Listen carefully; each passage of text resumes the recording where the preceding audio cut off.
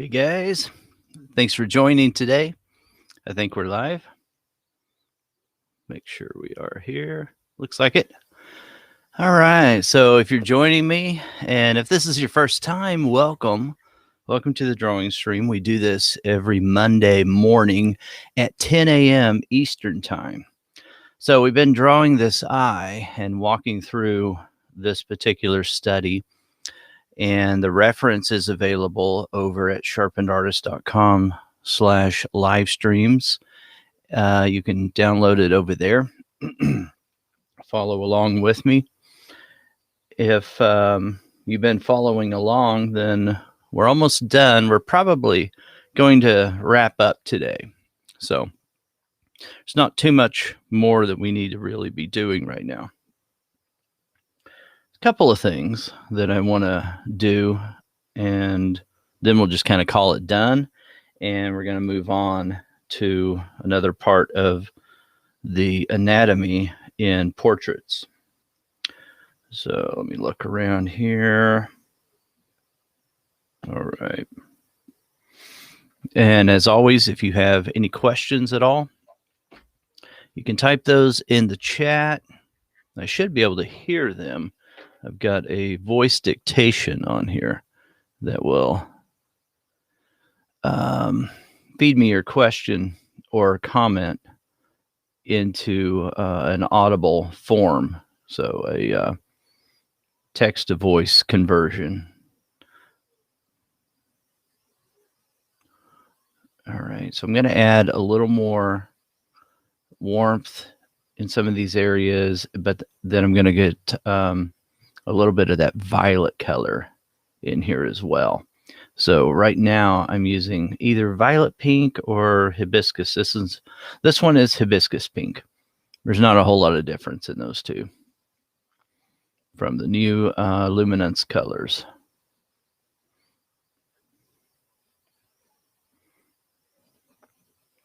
The entire portrait of this particular reference is available over in Members Circle in Monthly Sharpener. Okay, let's see here.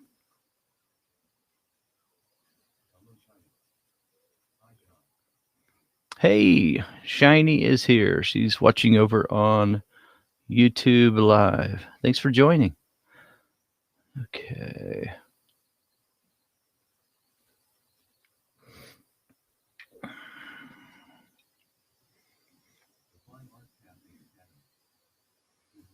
Hey, good morning, Jan. How are you? So I'm using ultramarine violet right in here. This is a great color.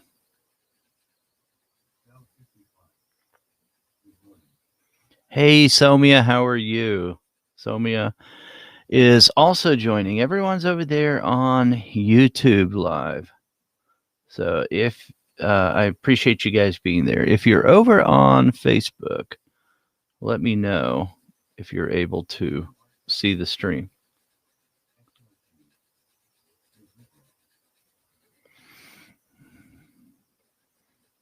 Cool, Jan. Yeah, I'm doing very well. Thank you. Yes. Looks like we're going to get a little snow here on maybe Wednesday and Thursday. And there may be no school on those days. I'd rather if it snows or if it gets cold, then just snow. I enjoy the snow a little bit, as long as it doesn't hang around too long.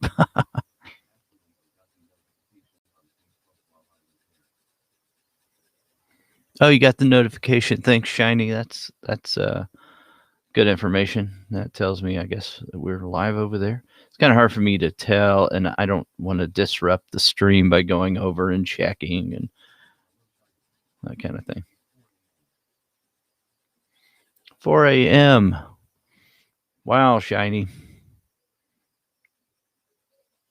Shiny, maybe you're an insomniac, are you? Okay, let's see here. Well, I've got that I'm going to sharpen that pencil up.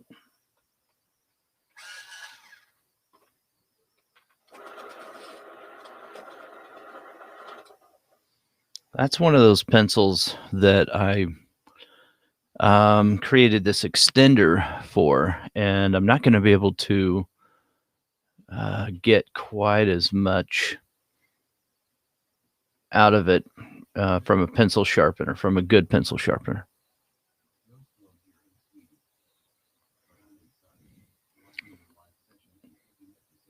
Oh, well, welcome, Sarah. That sounds fun.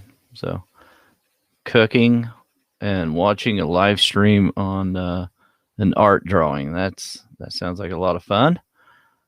And you're in the middle of a snowstorm, huh? My word. I'm going to lightly put in just a little bit of this ultramarine violet over here, even though this needs to be darker over there. Put in some of it over there. And I'm going to put in some of this over here, right here on the edge of the shadow.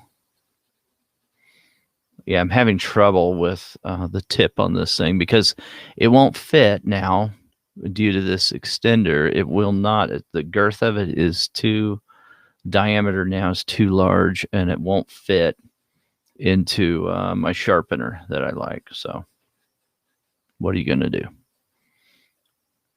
I guess I'll have to settle for one of those awful little Coom sharpeners that don't work very well, but in this case, it's about the only thing that will work.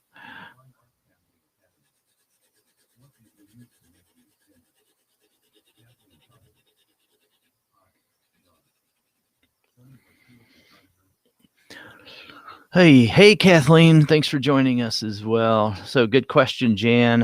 What did I use? She's asking for the extender. So a few artists, I think, have blogged about this, but I'm so grateful that they did. So these are bee nesting tubes, I believe they're called. And then you just put a little bit of glue in there. I put, I think it was super glue or wood glue or something, Gorilla Glue, I think it was. And then you just stick the end of the pencil in there and you're good to go.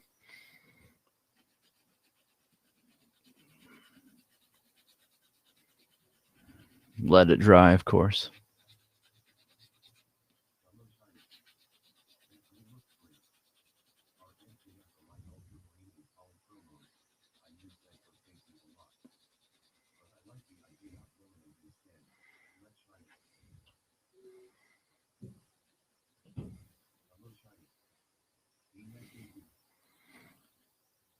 So, so the light ultramarine shiny's talking about in Polychromos. Yeah. Yeah. So Kathleen, they don't fit into my AFMAT pencil sharpener, which is the one I love. So I have to use one of those standard kind of pencil sharpeners. I think this one's by X-Acto, I believe. So it's not as good as the AFMAT sharpener. I can't get that, this long tapered point on it like I like, but at least I can use more of the pencil when it gets down this low.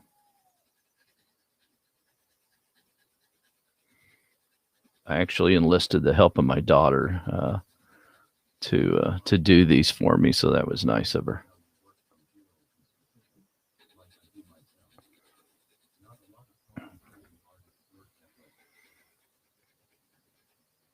Oh yeah, thanks, Sarah. She's making a comment about working from general to specific. Yes, for me it works pretty well. Could you use smaller dowels? Kathleen's asking. Yeah, I forgot about that. There is a dowel inside there as well. Wooden dowel is in there. So that does help a little bit too. Okay. Let's switch over to Polychromos. And you can use smaller ones if you have a smaller pencil. Yeah. Chris is saying how much he loves that AFMAT sharpener. It's so good. It's so fast to get a very sharp tapered point on your pencil, and then to just move along, keep drawing, rather than sit there and worry about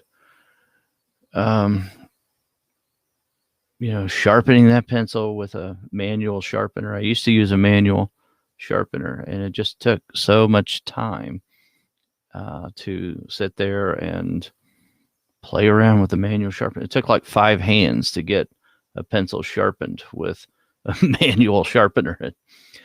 And I've only got 2, so the electric sharpener is just so quick. So I'm trying to get this dark little area right here.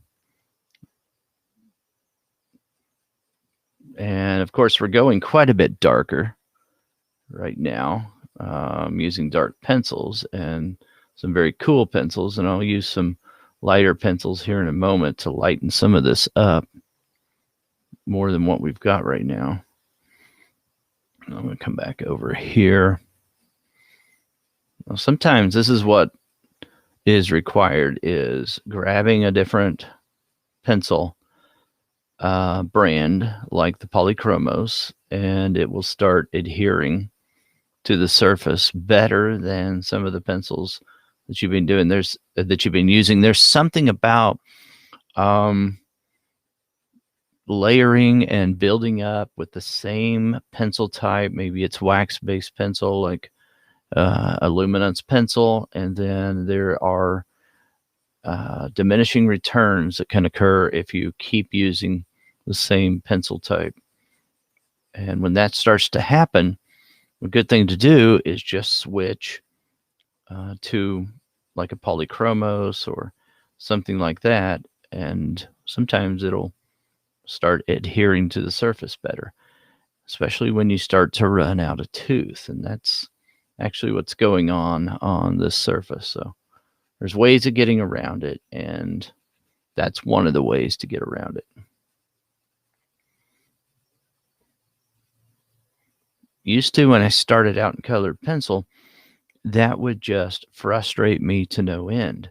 When I started running out of tooth, I just felt like, I did something wrong or something like that, or I layered the wrong way, or, what's the formula that I should start using to not run out of tooth that quick, and things like that. And I tried to figure out some kind of formula, and when I just compensated for that when it occurred, rather than trying to be formulaic about, okay, this many layers and then I'm going to run out of tooth, that kind of thing. There is a little bit of that goes on.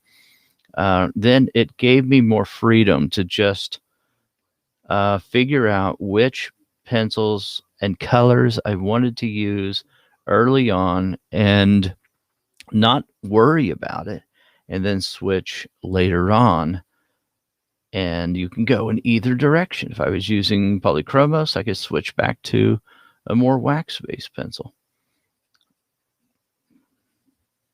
So it works either way. And wow, I got to tell you, that just gave me a lot of flexibility and freedom in working.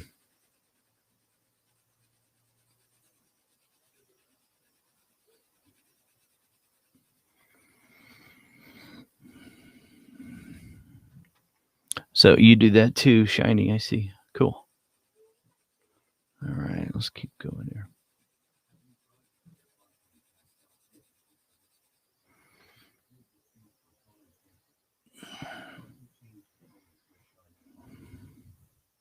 No, I've never tried that, Sarah. So Clairefontaine Pastel Freezer Fixative. I've not heard of that. That's interesting. I'll have to check that out. Very cool.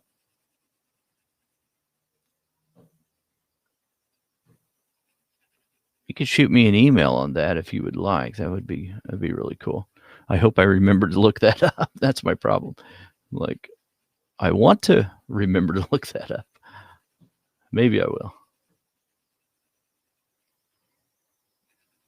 Okay. Put more right down in here.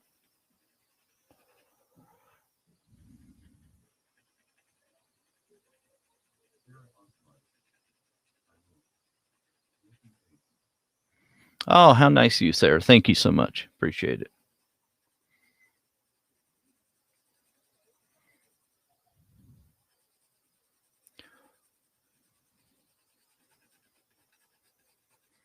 The other thing that does help when you start running out of tooth is to move the pencil in one direction. Like I'm moving it in one direction here.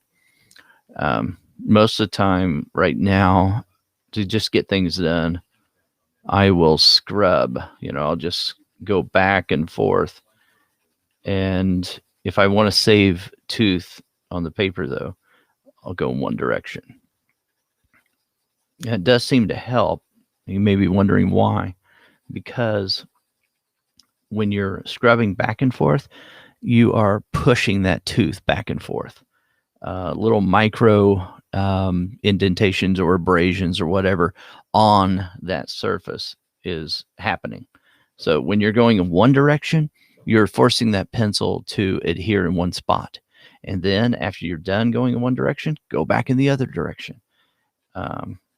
And you're going to save on the amount of layers and the amount of tooth that you're going to get out of the pencil. That's my theory, and I believe that works. I've had people disagree with me on that, and I'm fine with that as well. It seems to hold up, though, when I've tested it, I've tried it.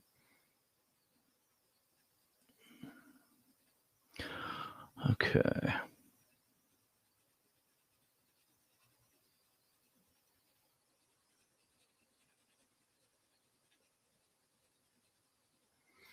Take a look at this. All right. Let's see.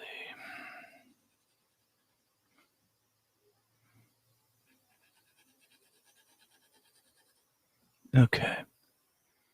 That's quite a bit of blue over there. So let me move over. Take a look at it on the screen. So I need it to be a little bit darker over here. And what I want it to do is to move slowly. That shadow needs to taper slowly from this area and wrap its way around this lower eyelid, where the lower eyelid comes back and connects over here into this upper side of the cheek.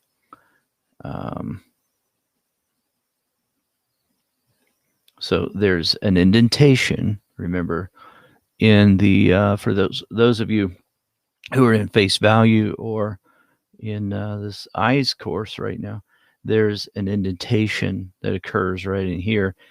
And so we're going to have a lighter value right inside there, and then a lower value or a darker value in this lower area as it connects.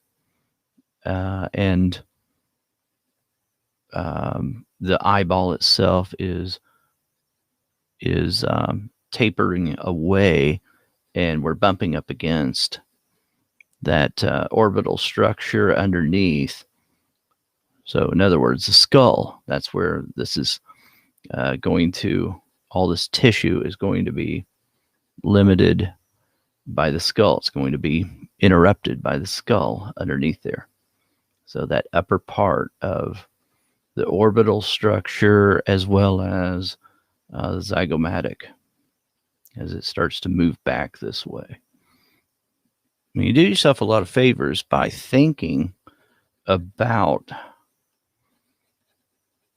the anatomy when you're looking at the differences in the values. So if I look at a darker or a lighter value, it's so much more helpful and makes sense logically when I can understand and bank on the knowledge of what's happening underneath, what's going on with the anatomy underneath. If I can't do that, it's okay. But then I'm left to just look at the values, which can work, but it helps quite a bit to understand what's going on and why the values are shifting and changing. Okay, this gets hard to see under here. I'm going to go ahead and make that a little bit darker, though.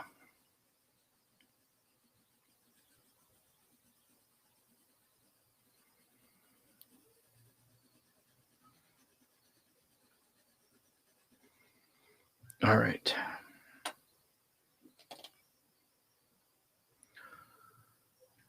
I'm going to add, let's see here. We're going to push it just a little bit in a lighter direction over here. Might be a little early on that. Oh, that was Cheryl's asking if it was black or indigo. That was indigo, dark indigo by Polychromos is what that was. Good to see you over here, Cheryl. Cheryl is over on Facebook Live. Thanks for joining. Cheryl is a neighbor of mine. She's just down the road. Fellow Cincinnatian.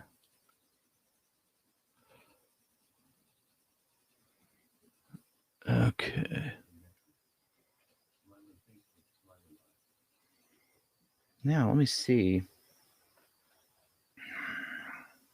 if I can force a little bit lighter value right there.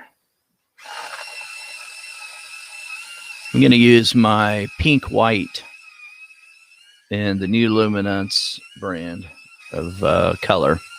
New Luminance color, I guess I should say. It's not a new brand.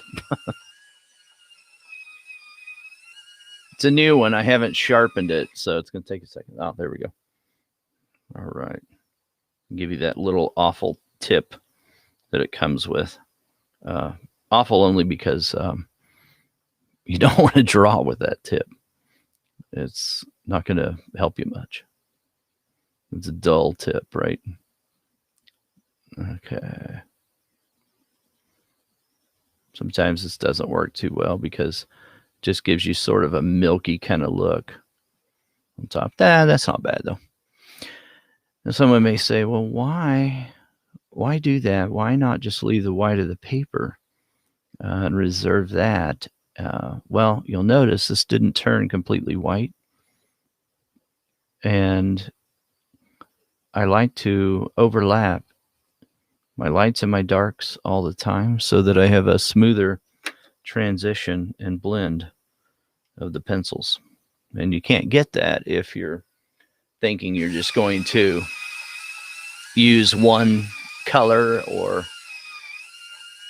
just put one layer down. It just won't work.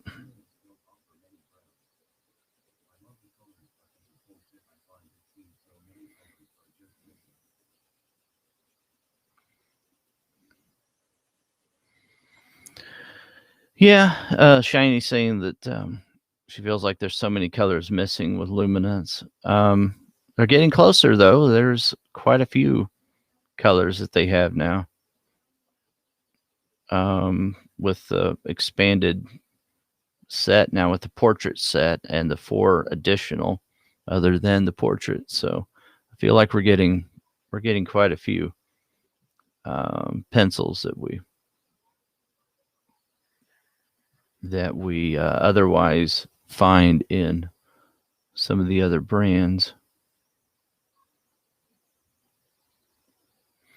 But you're mentioning browns in particular. I don't use brown a whole lot, but I see what you're saying. But now they came out with dark flesh 40%, I think it is, and dark flesh, what is it, 10% or something, or 5%? I always get confused on. They don't look much different from each other, but they've got that. They've got brown ochre. We've got some kind of color that they call a red, I think, but I can't remember the name of it at the moment. But it's, in my opinion, it's more of a brown color, and I can't remember the name. But, so that probably didn't help at all. Let's see here.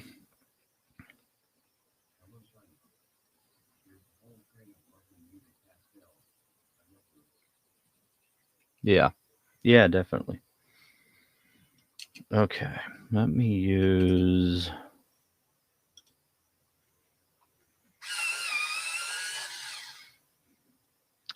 Yeah, I was agreeing with when I said definitely. I was agreeing with what Shiny had said about some muted pastels. I'm going to blend this together a little bit with Polychromos Ivory.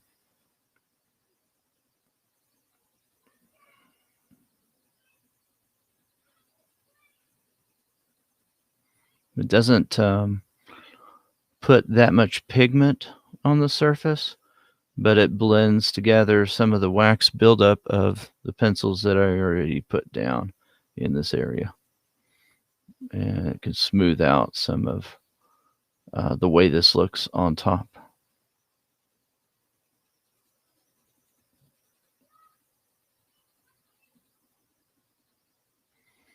So I can use heavier pressure right in the middle if I want to, and then lighten up the pressure to the tip of the point of the pencil as I get farther away from this area.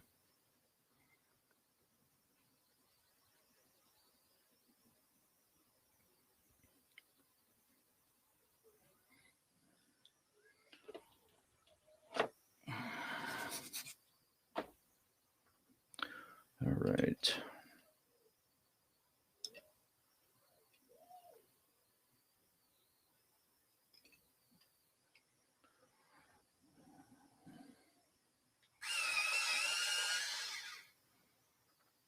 I'm going to change this just a little bit from what you may be seeing in the reference. And I'm going to make it a little bit darker over here than what we see on the reference. So I think logically that will work. Okay. Let me grab Caput Mortem Violet. Need to get an extender on this one. This guy's getting so small.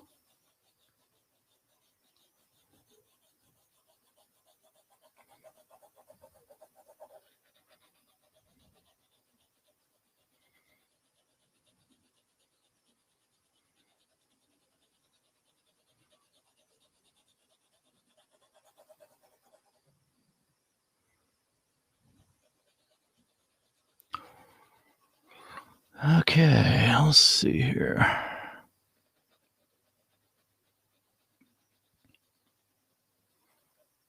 All right.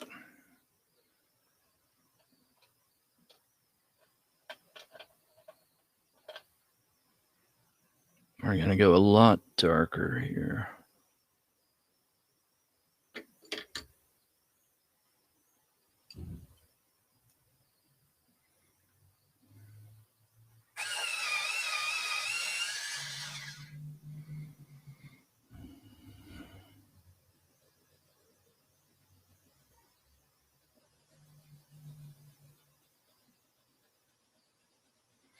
Now, sometimes after I've been using Polychromos and Luminance, and I switch over to Derwent Lightfast, I will accidentally break the tip, just a small little tip of the pencil, because it's slightly softer than those two.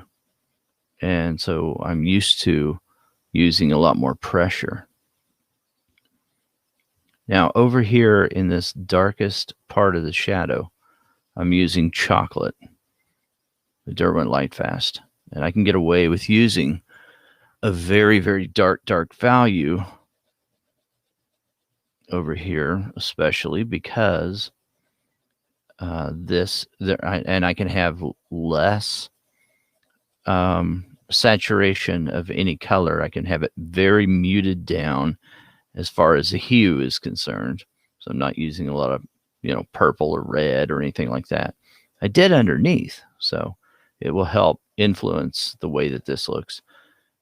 But the reason I can go so dark is because I am in a shadow and I'm not going to see as much visual information. We're not going to be able to detect color very much in this area when we're in a very, very dark, recessed shadow area. So I can get away with using a dark pencil.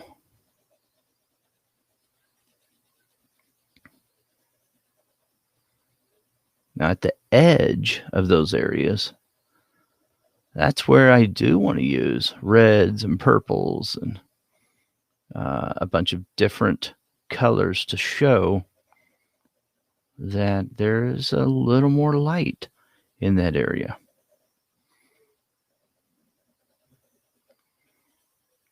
And I'm starting to see more information in that area. So I would be able to detect color.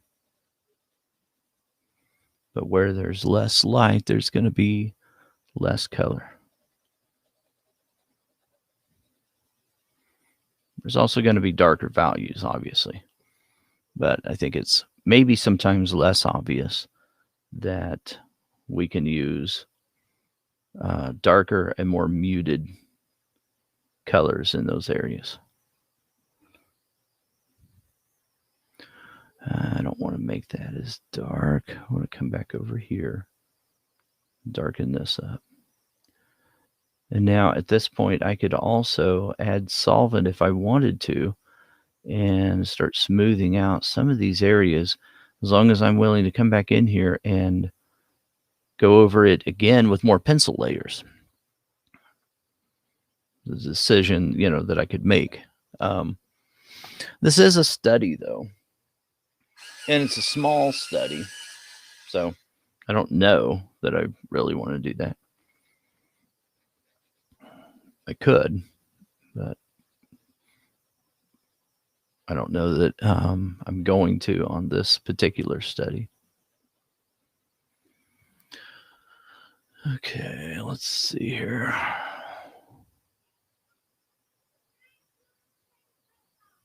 I notice there's a pretty thick shadow right over here on the inside edge of the lower eyelid, right in there.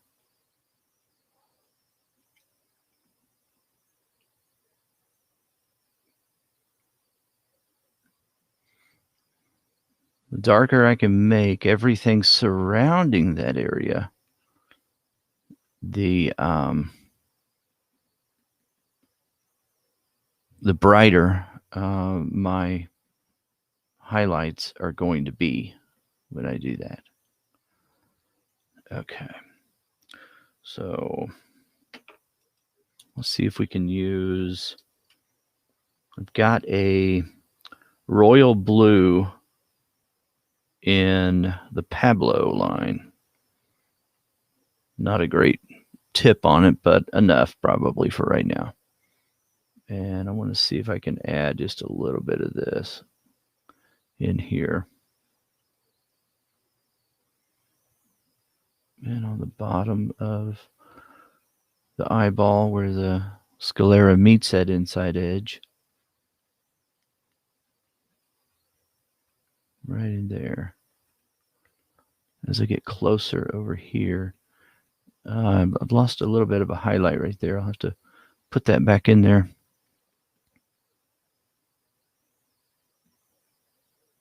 Now, if I lightly, very, very lightly, add this color to the eyeball itself, then my highlight is going to be more obvious.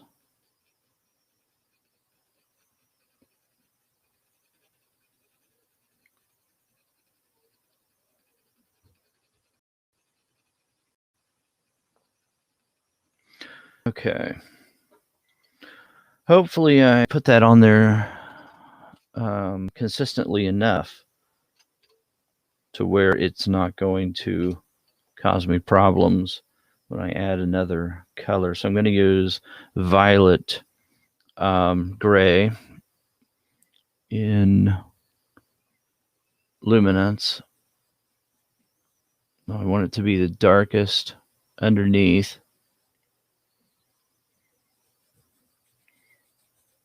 And then lighten my pressure as I move up the eyeball.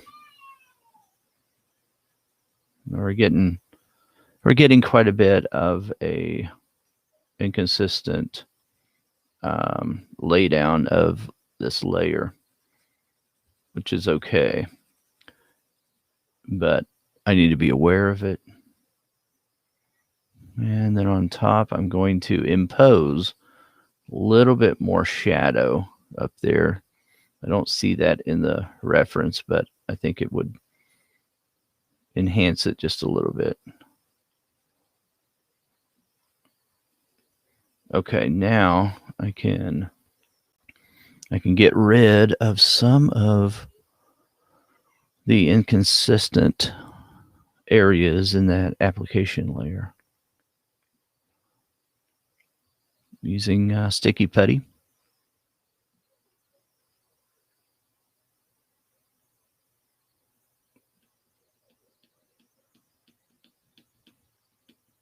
Bring back my highlight here just a little bit. There we go. Okay. And take a break, take a drink of coffee here. Any questions so far? Let me know if you're following along with the single eye study inside Face Value or in the Drawing Eyes course. And if you have any questions at all about anything in there right now, this would be a great time to ask as well.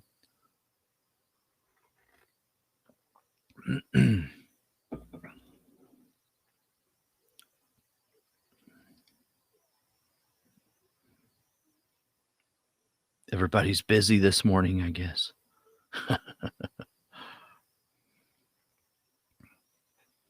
Okay, let's see here. I want to add another color, a muted down gray. So I'm going to use this steel gray. And I'm going to hit it in a slightly different direction with my stroke.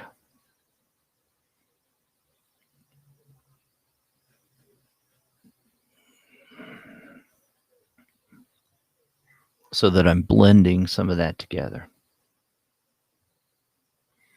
It also will show me where I have some inconsistent application of color. So right in here, hopefully you can see that. Let me zoom in for you just a little bit here. Maybe you can see it better. Right in here, if you're on a desktop computer, you're seeing this much larger than I even am.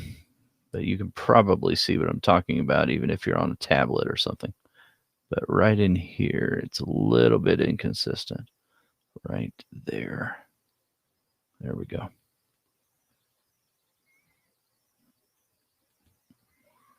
All right.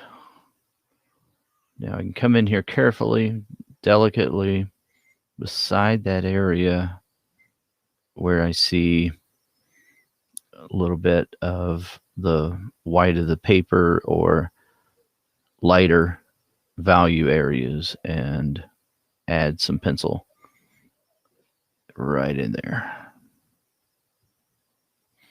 Okay. Zoom back out here just a little bit. There we go. All right. Sometimes I like to squint my eyes, and that helps me to see this better.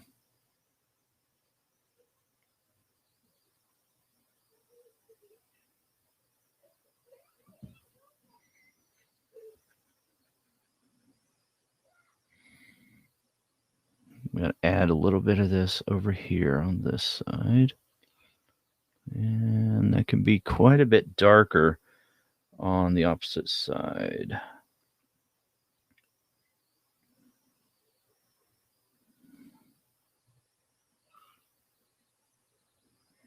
So I'm adding some of these grays and essentially protecting just a little bit of that highlight right there. And then now I can come in there with a much darker pencil and go over the top of that. I'm trying to decide which dark pencil that would be. I think what I'll do is I'll use Caput Mortem Violet and add that on top.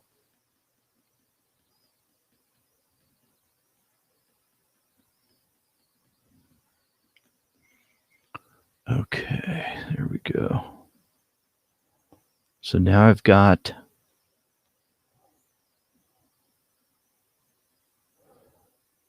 a little bit of color over here, but I've also got a nice highlight right in there.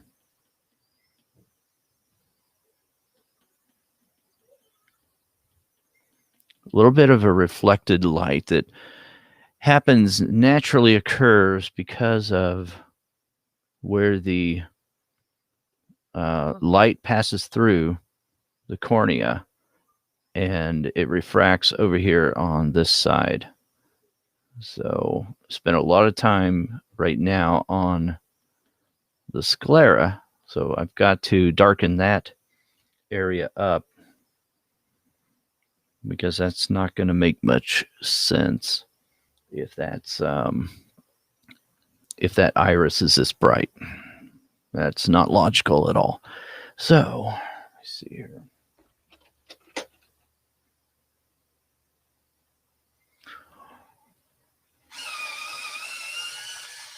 Put a little bit of apricot in here.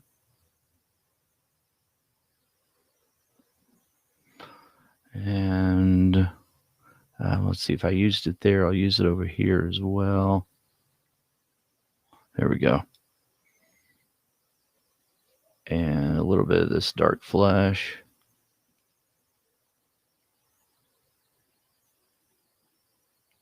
Now I need something just a little more brown.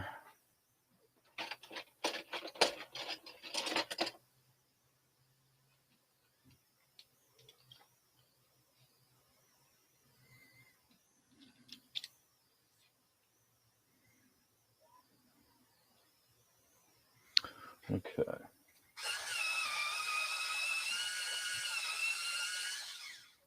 I'm going to use Castle Earth in Luminance.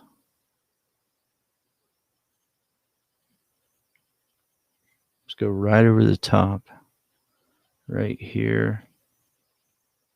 And I need a red color for more of that rich brown color in the iris. But before I do that, I'm going to add this Castle Earth just about everywhere.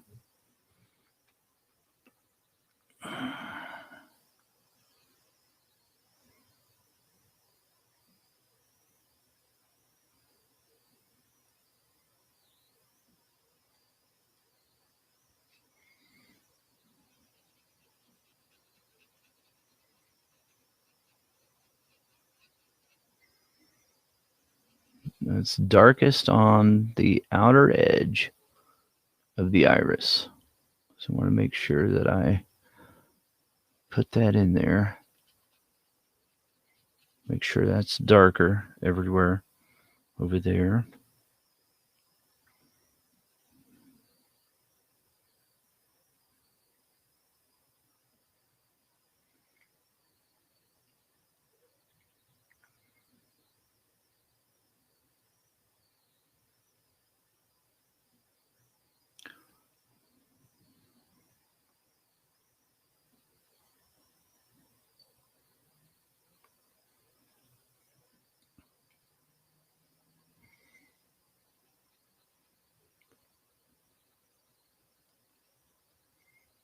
This edge over here on the far left is going to be a lot darker than what I've got right now. The more I darken some of these areas up, the brighter the sclera is going to appear.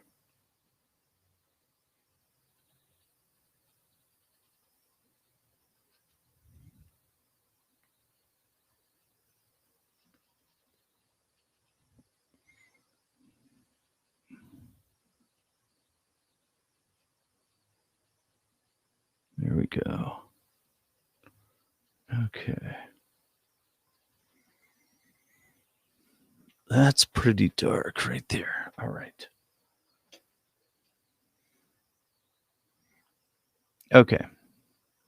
So I grabbed Raisin. I think that it's a little bit too much red. Let me keep looking.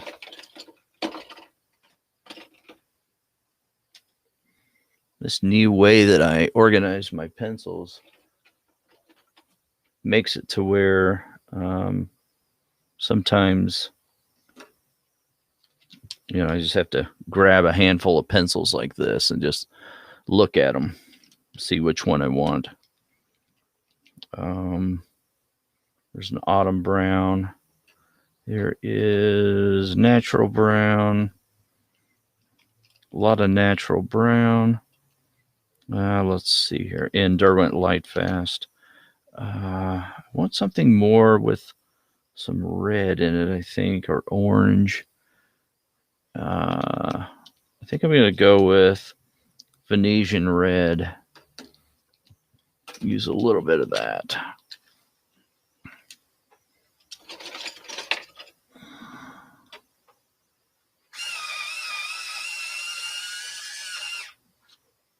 Okay.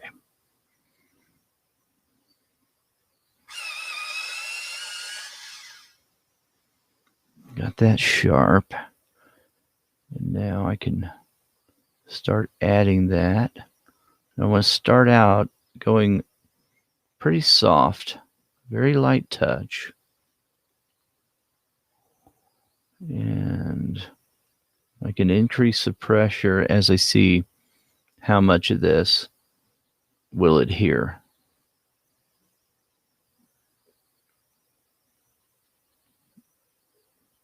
Oh, I kind of like that.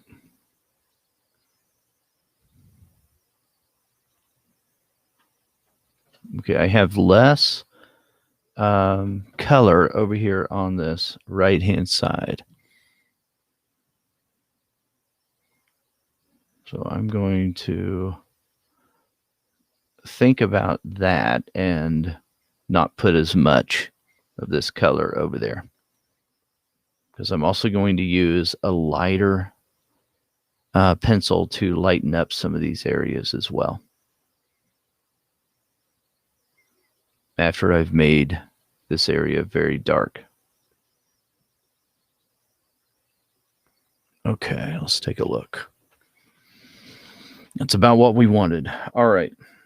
So a lighter pencil. So what should we use? I could use more of an ochre pencil, a lighter ivory kind of pencil, ivory and polychromos. Light flesh 10% in luminance might work. Actually, I think I'm going to go with that one. So I can start way up here, adding that light flesh 10%, and then work my way down. I can't get it to adhere right there as well, so I'm going to have to push a little harder. There it goes.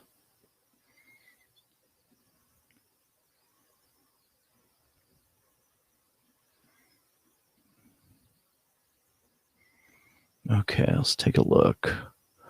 Yeah, I like that. All right. And we've got a little reflection, pardon me, of an open window right here. So I could put that in there if I wanted to. That'd be fun. Just slide that in here. And a little bit over here. Now, this reflection over here is more gray than on the other side. And so I can do that. Grab one of my gray pencils and add that. There's a little bit of a grayish rim that we often see right there, a little milky ring around the outer edge of that ring on the outer edge of the iris there. So I can put that in there real quick as well while this is in my hand. Come back here, put that windowsill part right in there. And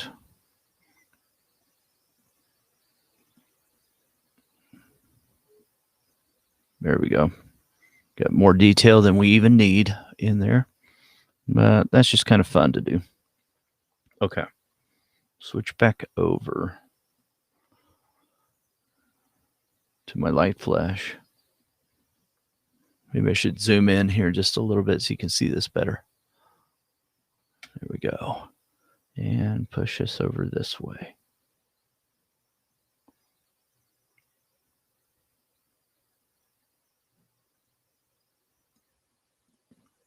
Okay.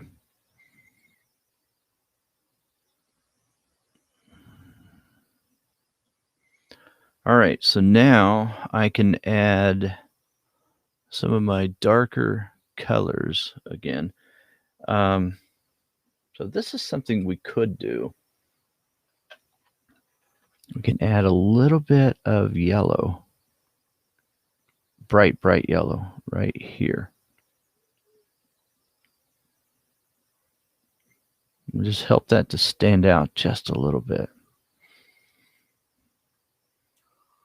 Now, we're not going to see that too much when we zoom back out, but it will enhance that and it'll make it look brighter. By that same token, we could add a blue, a brighter blue. Here we go. Right here on the sclera.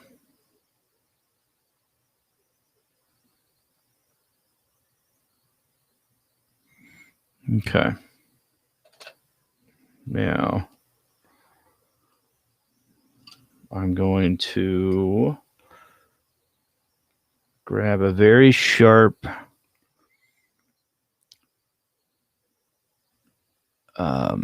ivory color in luminance and start blending this wax paste layer buildup that I have on the sclera.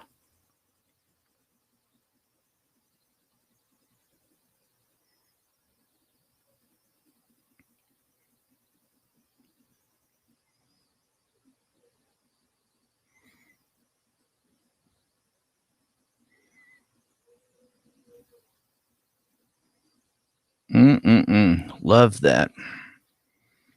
Okay, zoom back out. We'll see that a little bit more. Okay, right in here.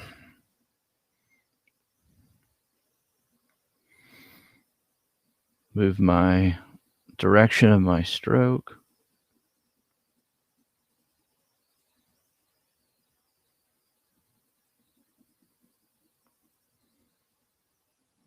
Okay, now I'm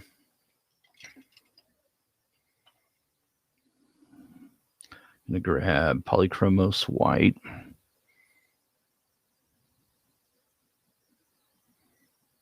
Why did I pick Polychromos White?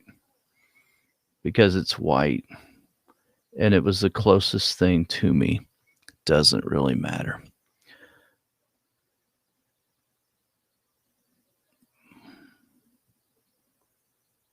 Sometimes that's as sophisticated as my choice is for a color or a pencil. Not always, but sometimes.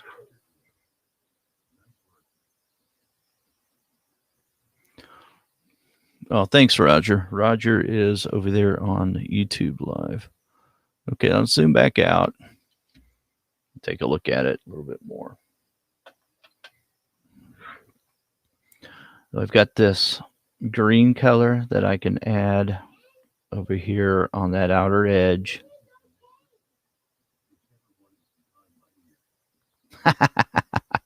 I love that, Cheryl.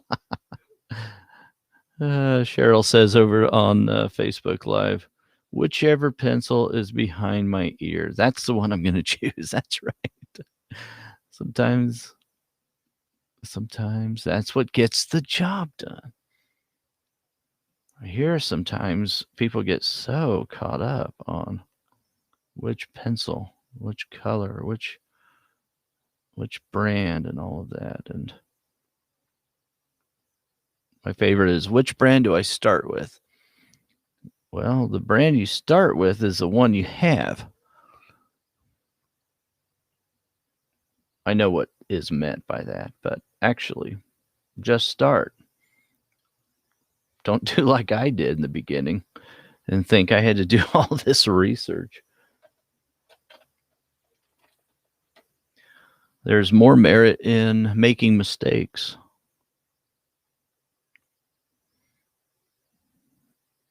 No one had a golden answer, really, for, I'm talking about color selection and exact, pencil color or pencil line and that kind of thing. There are some basics that you need to know, but other than that, yeah.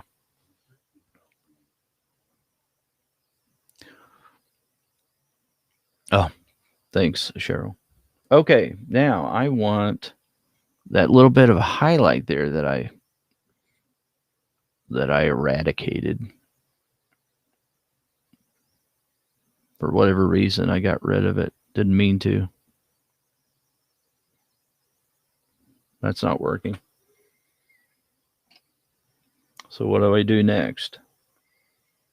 I was trying to use the Polychromos white, and it wasn't bright enough. I want that to be a little bit brighter. So I'm going to add a white that I like, that will adhere a little bit better in that area.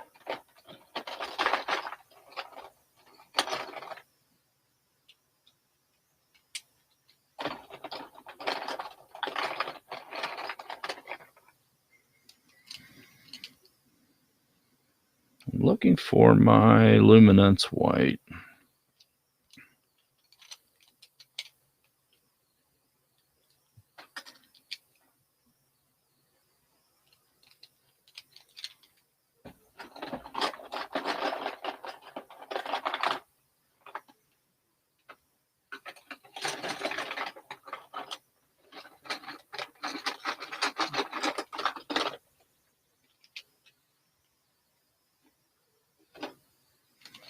Can't find it. Rearrange these pencils. Can't find my luminance white. I have several of those. What did I do with them?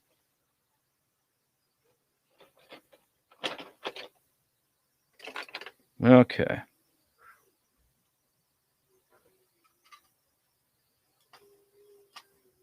Here's one. Found it.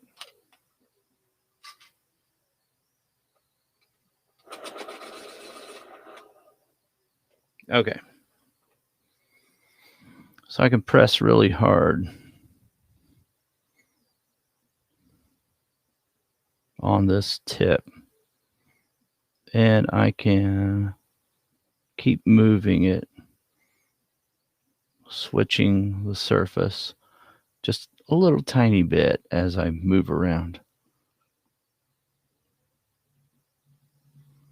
Okay. That might be a little too much. That's okay. I'll add more than I need, and then I'll remove it here in a moment. If you're brand new to colored pencil, please don't listen to anyone telling you that, oh, you can't add light colors on top of dark colors at all. Once in a while you hear someone say that, and I always wonder like what they're doing that makes that impossible, because you can do that.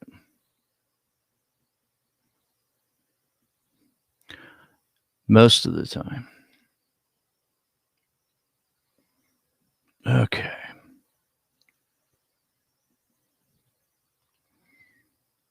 Let's put a little bit darker value up here. I want that edge right inside there to be very dark, so that this is more pink down here. A big difference in the value right in here. Okay. Let me grab, what did I do with this? Let's see. Okay. I can add this red.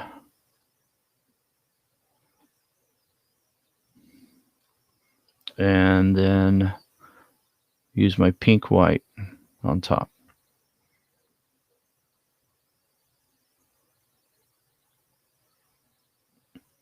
Take a look. All right.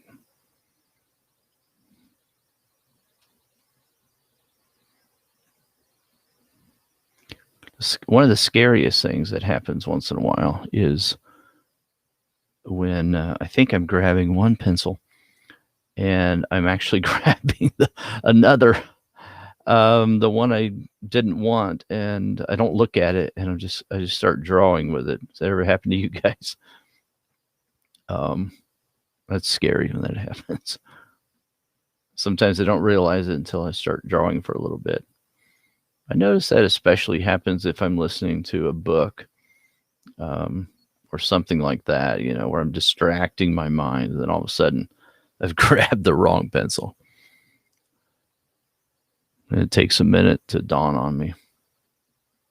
I'm like, okay, yeah, that was like, that wasn't a white, that was a chocolate. That was, you know, a darker value pencil. That's kind of scary when that happens.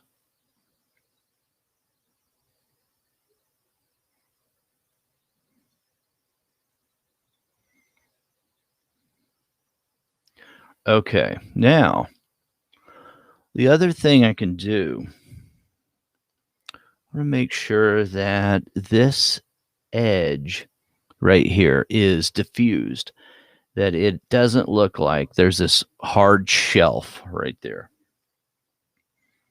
So how am I going to do that? I have to kind of think about a local color again and add that on top, matching the value with that edge. And then I can redefine it a little bit if I need to. So you know what I'm talking about, Jan. I'm glad I'm not alone. Kind of makes your heart stop a little bit when that happens. You're like, oh no, now what?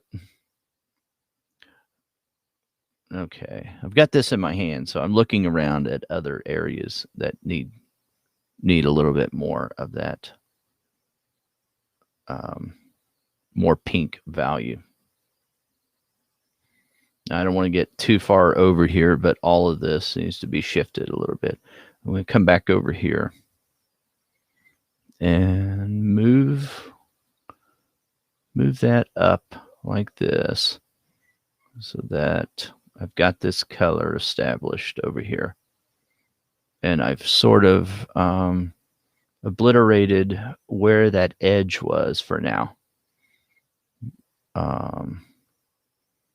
Where that skin starts to shift and change direction and head back towards the inner side of the skin, towards the eyeball. And it meets, well, in this area, the tear duct area, but the rest of it meets the eyeball itself. Okay, so now that I've done that,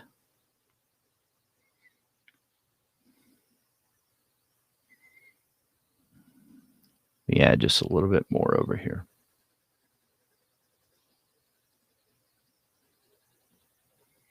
Now that I've done that, though, I can come back in here and redefine just a little bit of this.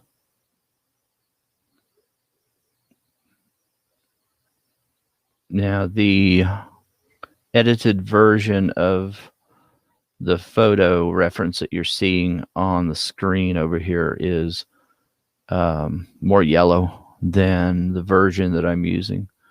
So if you notice any differences there, that's probably the reason. Okay. I'm going to add some of my pink white right in here.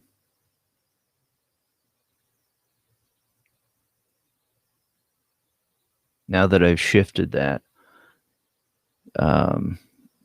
into a value that was very, very similar to the inside edge of that all that skin, I'm going to shift this area back to a lighter value. Just in a few areas. Just by using that lighter pencil. There we go. Okay. Now, take a look here. Okay.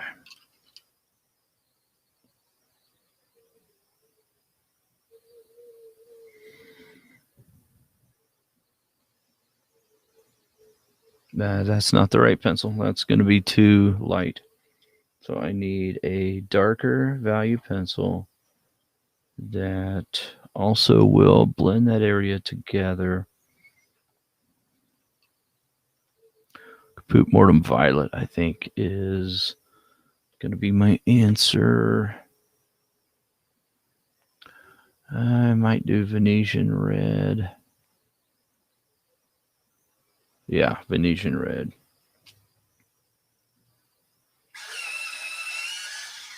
Okay.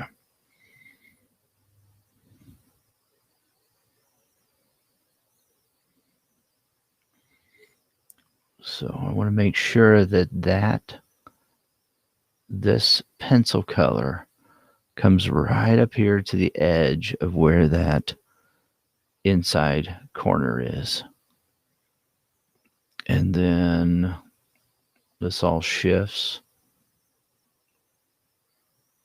This little bit of a ridge right here shifts back to a darker value, but then it fades away.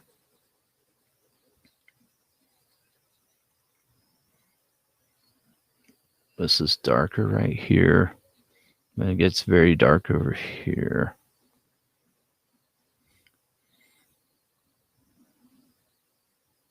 If I come back over and look for areas that are darker than what I see them right now.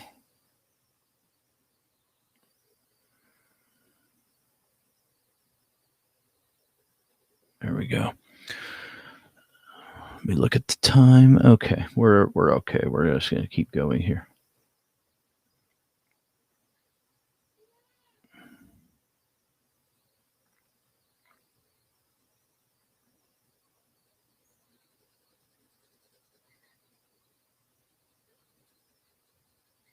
I'm going to overlap some of this to create a smoother appearance.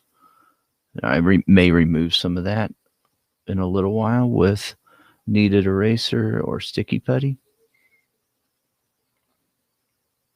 But for now, I wanted to overlap a little bit. Okay. Now this can be a little more red.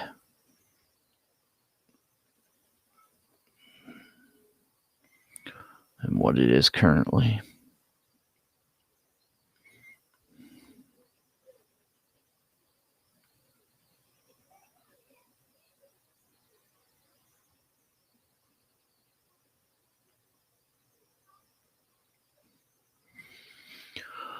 Okay, let's see.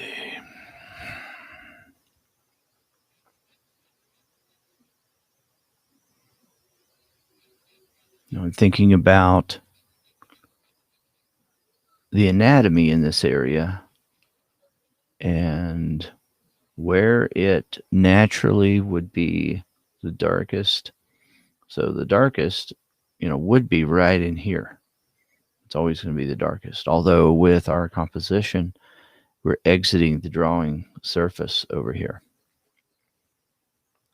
We're exiting the composition. So it's going to quickly head back into a lighter area, although we're getting close to the length of the nose there and the top plane of the nose. And when we do that, obviously it's going to be brighter up there. Well, I hope that's obvious. Okay. What happened to that lighter color? I can push this back just a little bit up here.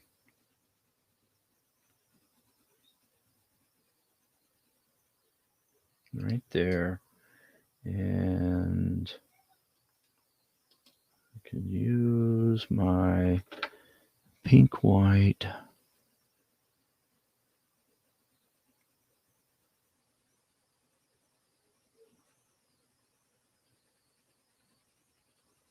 Right there. And my red.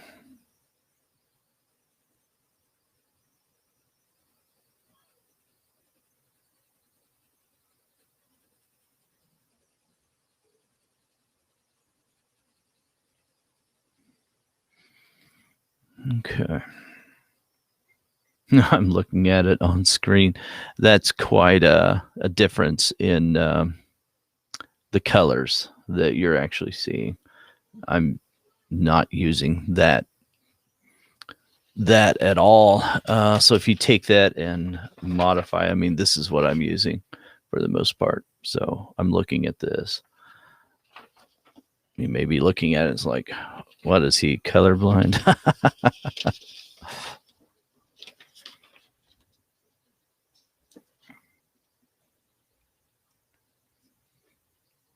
All right.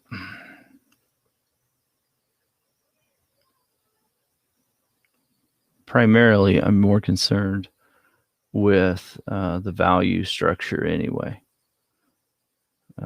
So if you're looking at the reference on screen, then if you think about it more in terms of the values and where everything is value-wise, then I think it'll make more sense. Okay. This can be pushed back. Let's see here. Yeah. All right.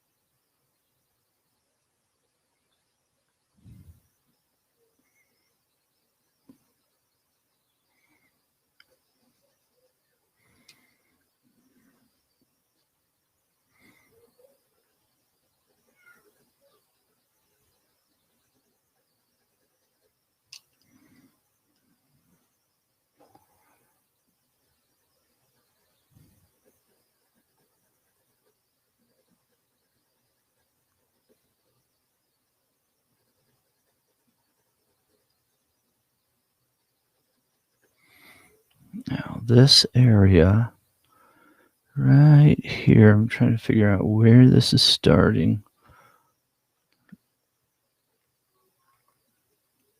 Right about there. And then this should be shifted into a lighter area. I've got this little bit of a ridge right here that's lighter. And then right up under the eyelashes, It's going to be lighter. And this wraps its way around. But I have to figure out where that pinnacle is. Where is the highest spot that's reflecting more light than anything else? It's going to be somewhere in here. Maybe right in there. Oh, yeah. Thanks, Melanie. Good to see you over there on Facebook Live. So, yeah, Melanie's talking about being able to see the reference that I'm using. Yeah, I probably looked like I was crazy there for a little bit. I don't deny I'm crazy, but not for that reason. Maybe for other reasons. Okay, let's see here. And this is quite a bit lighter right there. And I want that to be more of a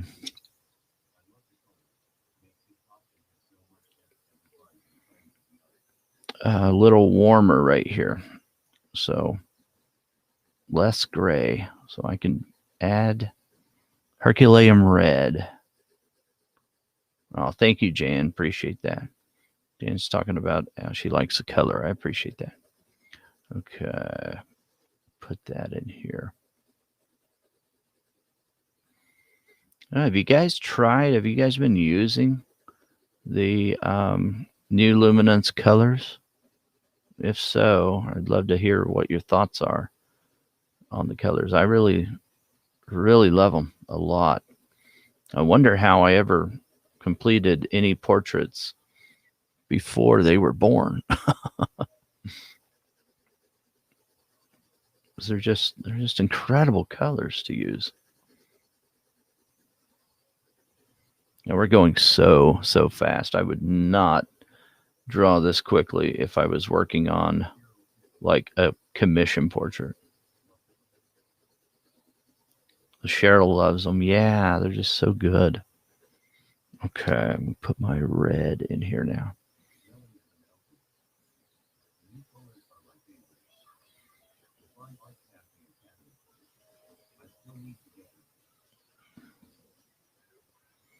Yeah, Jan, once you get them, you'll now Jan, Jan is new to the medium of colored pencil. So she'll still enjoy these pencils quite a bit. And you don't have to have the history of what we went through not having them, which is nice.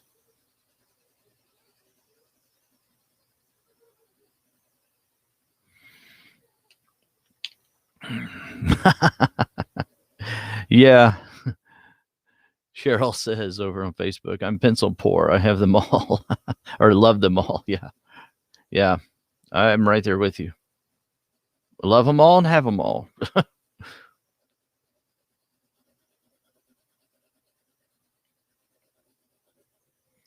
I'm just forcing in more red now. I need it to be a little warmer than what I've got it right now. So I want to push this in here.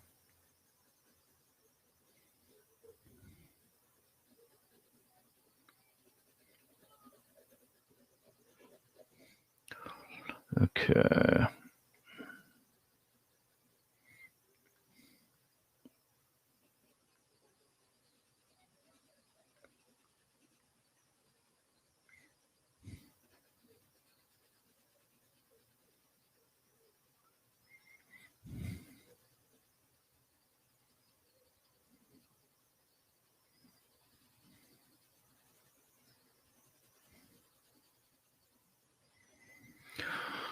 All right, let's see here. Okay.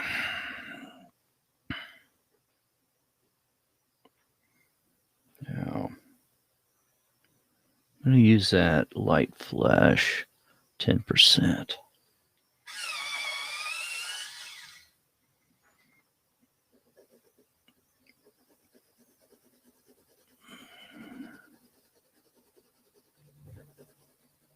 This is one of the lightest areas of the drawing right here. Lightest areas on the face too, I might add. And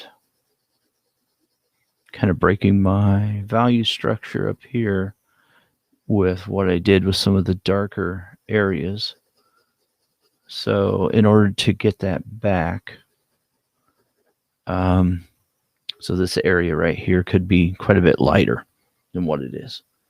And I can't go over it with just white to try to remove some of the dark values that I have. So I can come in here with an eraser. And this eraser from AFMAT is going to be actually too tiny. A little bit of a dirty tip. While I've got this eraser out, I'm going to use it for some of those highlights right there.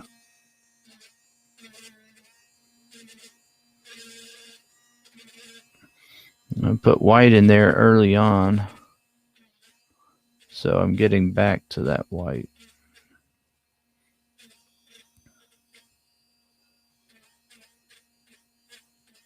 I don't want to overdo it.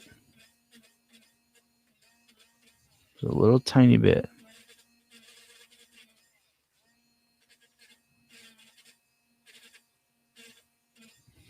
There we go. All right. Sound like a dentist drill. All right, so let me find, let's see here.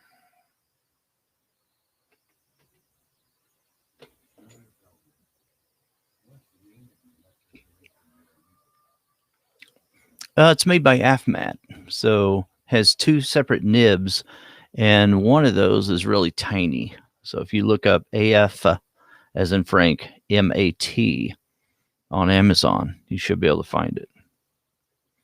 Let's see how this works. See if that'll remove some of that. Yeah, looks like it. Now, I wouldn't do this on normal paper. This is on board. So I'm going to be able to get this off pretty easily. You're welcome. You're welcome, Yulia. Yulia. Hope I got that right and didn't butcher it too bad. Thanks for watching. Okay. So that's enough to take off of there. Give me enough room.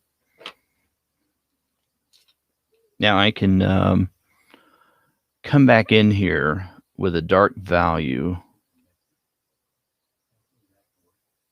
Push it in both ways right in here. Oh, good. Thanks, Yulia. So, Cheryl, you're asking if I'm on pastel mat board. No, I'm not. I'm on a crescent board, is what this is. So it's paper. It's just a little thicker, is all.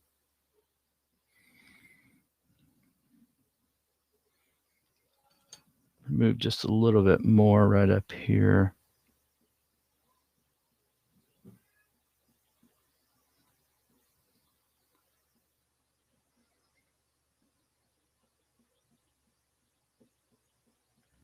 There we go.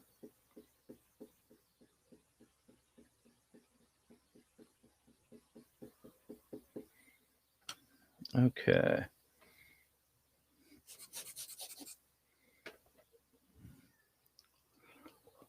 All right. Now I can add a little bit of this color, my life flesh, and Herculaneum red.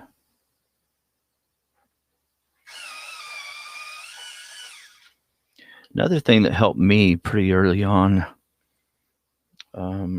is to stop thinking of an eraser as a mistake tool.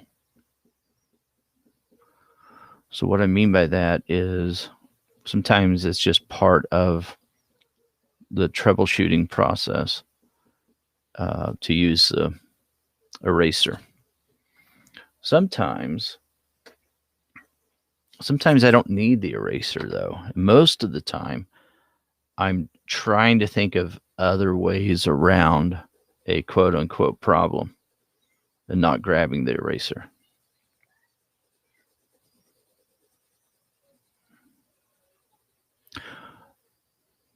Because it makes you rely on erasers a lot, for one thing. Another thing is it can start damaging the tooth of the paper, depending on what paper you're on.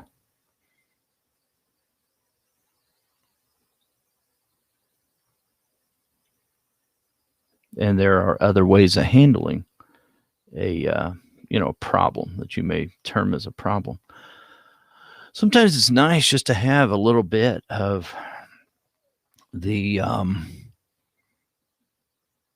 surface to have it stained with whatever the pencil layer buildup is, and then remove that. Sometimes that's a nice way of progressing through the piece and working on different areas.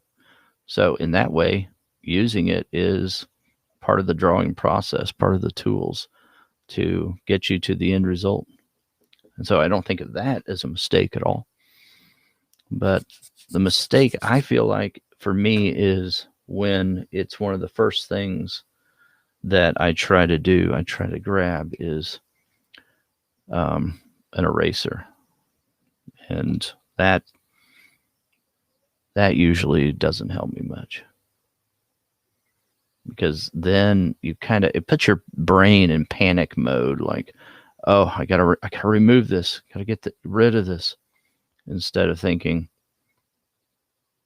about the whole problem and working through it.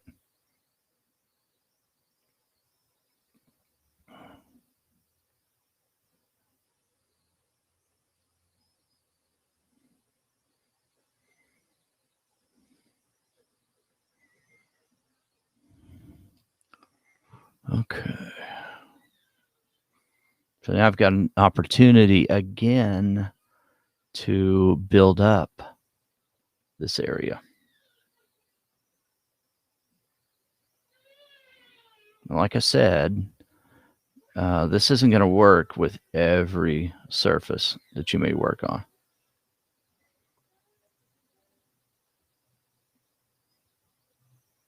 So if it doesn't, then you modify how you approach that problem, where you need a lighter value in an area where you've already got a bigger buildup of pigment. And sometimes just asking yourself the question creates an open loop in your head that you start to answer. You start to be able to answer on your own.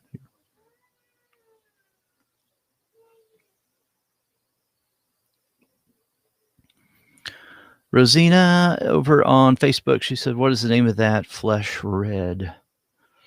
So I'm using, right now in my left hand, this is what I've got. So the red I've got here, oh my goodness, I'm not going to, I can't see these anyway, but anthracnone or whatever, carmine. So it's luminance number 580 is what that one is. This dark red here is Venetian red by luminance. This is Herculaneum red, 068. And this one is light flesh 10%. This is my pink white. This is either hibiscus pink right here or violet pink. They're about the same. So I don't usually worry about which one I have in my hand of those two because they're so similar.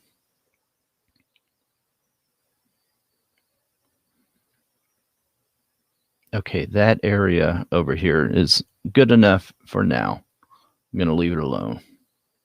I'm getting tired of it, and I'll come back to it later. Probably not in this stream today, but later on.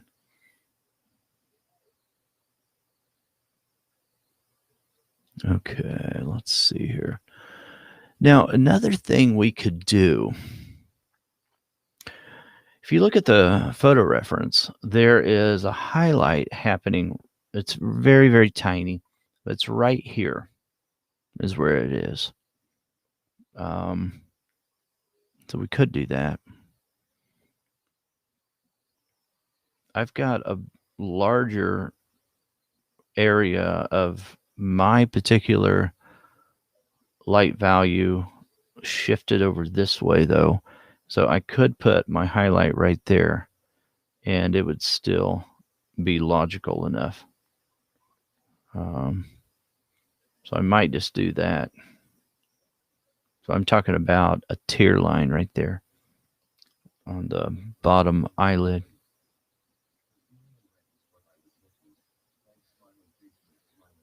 Oh, you're welcome, Rosina. Good question. Yeah, I love that color. It's really nice. Okay, let me do this. Make this a little bit brighter right here. And then everything else down here can be slightly darker. Let me use that red because I'm right at the edge of where this dark value shadow begins. And it wraps its way around that bottom eyelid. This whole area, though, right here, starting right in here, is so much brighter, lighter in value than what we currently have it. So I want to think about the direction of my stroke as well. I don't want to come in here with some vertical strokes if, I want to use contour lines, if I want to help myself out, do myself some favors on the way the skin will appear in this area.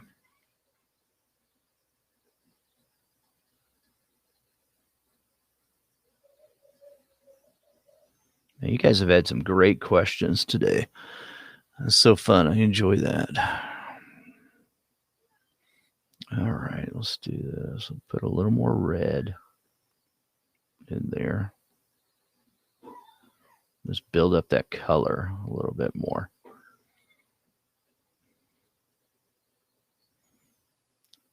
This kind of surface always takes more layers than what you initially think. And by you, I mean me.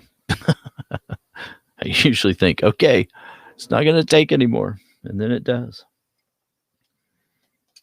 Then I add a little bit more of this lavender color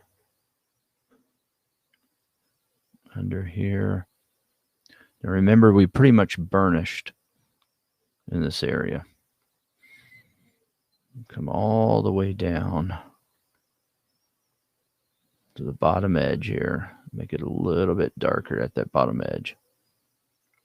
And now I've got an opportunity to have a little bit of a highlight right there. Okay, my brain keeps telling me it's time to stop. Yet I don't want to stop. You guys know how that is. Need to stop. There are more things to do today. But I don't want to stop, but I'm going to have to. I can't sit here and draw for 3 hours like I would want to do. Like I wish I could do. Okay, I like that. That's pretty good. Right there. Okay, let me look around here really quick.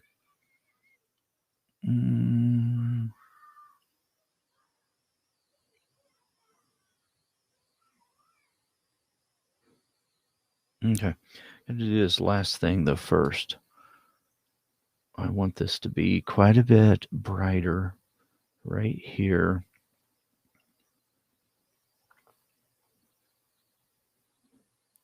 And I want there to be this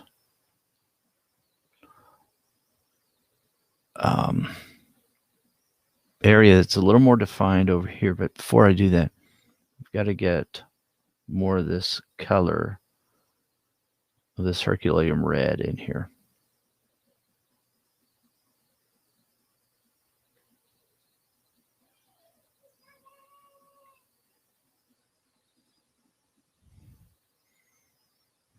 All right, there we go. Looking a little too red up there for my taste. Hit that just a little bit to calm that down. Okay, that's better. Add a little bit up here though, so that everything looks like it belongs together more. All right, now a little bit of a mark over here. So let me know where this difference occurs in the skin. There's this very, very thin type of skin under the eye that has a relationship due to its proximity with the bottom eyelid. And if I ignore that, then I could start having a problem with, the way this reads, with how it looks.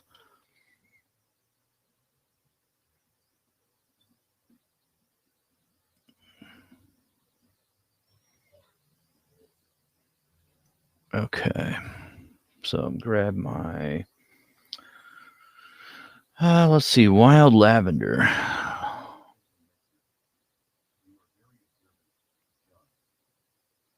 Put this one in. Oh, thanks, Cheryl. Cheryl says, I'm very observant over on Facebook Live.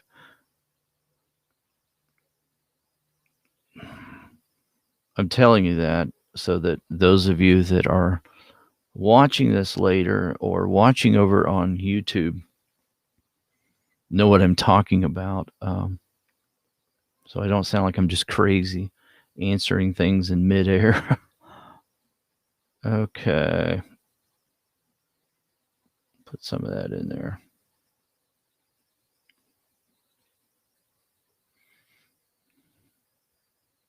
I don't want to go crazy with that. I can put too much if I'm not careful. Now this area is so fun though, because that skin is different right in here. It's very thin and it wrinkles faster than any other area under the eye.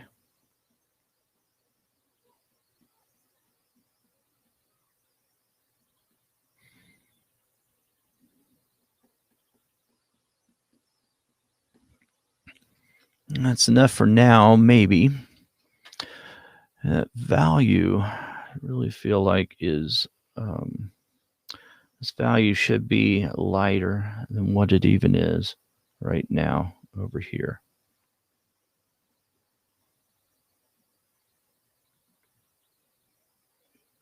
That band around the eye, remember, if you're in one of my courses, you'll know exactly what I'm talking about. But that band around the eye needs to be illuminated just a little bit more. A little bit lighter value. Right in there. Okay, got a little wild there.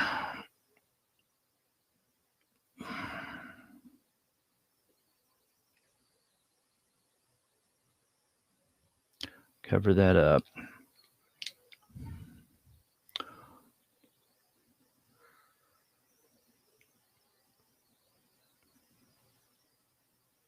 Okay, let's take a look now. See what we're looking at. It really does help me to look over on the screen that we're streaming. Okay. All right. So we could go ahead and put some of the eyelashes in there. I don't like to do that real early.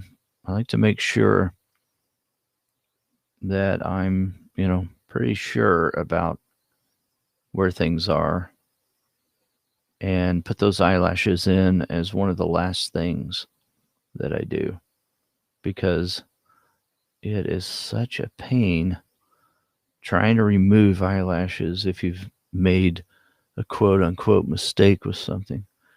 So I'm going to leave it for a little bit. Just gives me more flexibility, more options if I don't put those in right now.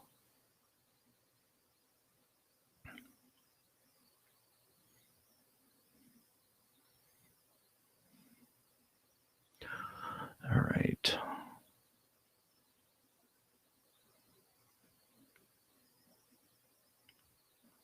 The other thing I want to watch for is that I don't force too many wrinkles, or more wrinkles than what I'm seeing on this person.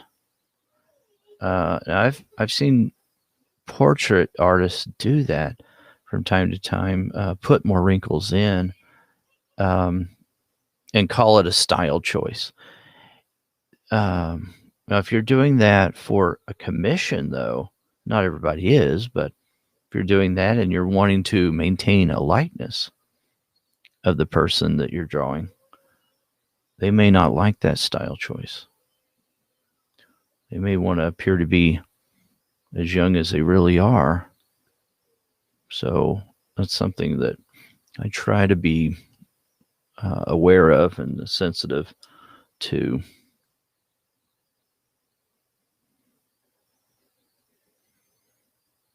Okay. Somebody tell me to stop. I'm having problems stopping.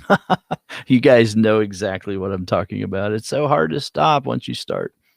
It's like you just want to keep going. Put a little more red right in there.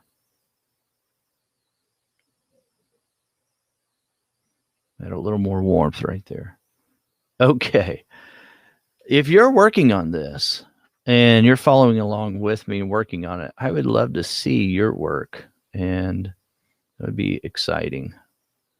If you want to email it to me, if you're not in one of the courses or something, that'd be awesome.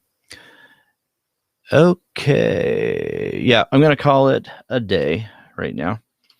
And we will, I wanted to get done, but I don't think I'm not going to. So obviously we will pick this back up then next week.